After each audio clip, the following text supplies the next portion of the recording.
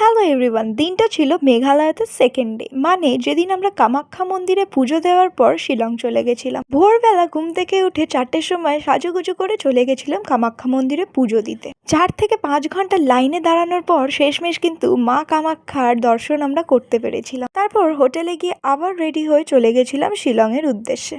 R guys, I am so sorry, কারণ তোমাদের সাথে একদিন আমি কোনো ভ্লগ পোস্ট করতে পারিনি, যেহেতু আমি হোটেলে ছিলাম, প্রচণ্ড নয়েজি এরিয়া ছিল, তাই জন্য ভয়েস ওভার দিতে পারছিলাম না। যাই হোক, তারপর শিলং যাওয়ার পথে দুপুরবেলায় এত খিদে পেয়ে গেছিল, তাই ড্রাইভার দাদাকে বলেছিলাম গাড়ি থামিয়ে কিছু খাইয়ে দিতে।